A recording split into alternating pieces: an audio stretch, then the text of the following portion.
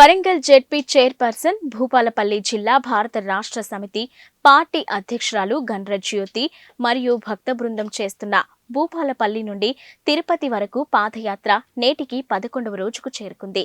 ఈ సందర్భంగా గండ్ర జ్యోతి గారు మాట్లాడుతూ, ఈ రోజు ఉదయం 5 గంటలకి దామరచెర్ల విష్ణుపురం కాలనీ నుండి మొదలుపెట్టి తెలంగాణ సరిహద్దు కృష్ణానది దాటి ఆంధ్రప్రదేశ్ సరిహద్దు పొందుగల గ్రామంలో అడుగు పెట్టడం జరిగిందని, ఇక ఈ 11 రోజుల ప్రయాణం మాకు ఎన్నో అనుభూతులను పొందడం జరిగిందని, ఇదే స్ఫూర్తితో ఎటువంటి ఆటంకాలు జరగకుండా ఆ శ్రీవారి క్షేత్రాన్ని దర్శించుకోవడం కొరకు ఆ భగవంతుడు మాకు శక్తిని ఇవ్వాలని కోరుతున్నామని, అందరూ బాగుండాలని అన్నారు.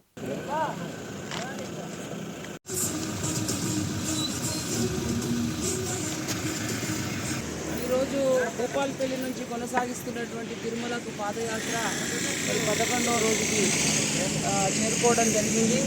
మరి నిన్న దామర్చెర్ల రాశి సిమెంట్స్లో మరి సేద తీర్చుకున్నాం. ఈరోజు మరి తెలంగాణ బార్డర్ కంప్లీట్ చేసుకొని ఆంధ్రాలోకి ఎంటర్ అవుతూ ఉన్నాం.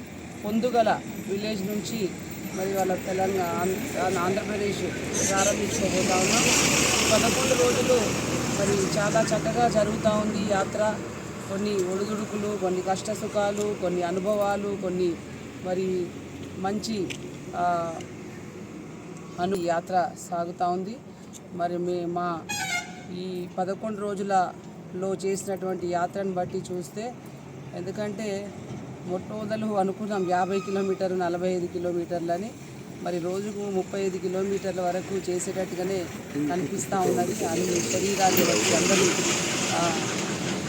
ఎనర్జీని బట్టి చూస్తే తప్పకుండా ఇక్కడ నుంచి 450 కిలోమీటర్లు ఇంకా ప్రయాణం ఉంది.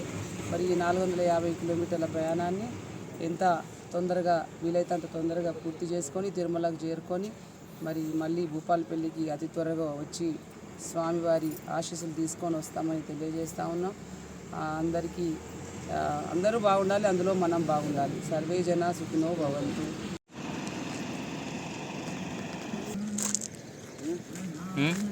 వాళ్ళిద్దరు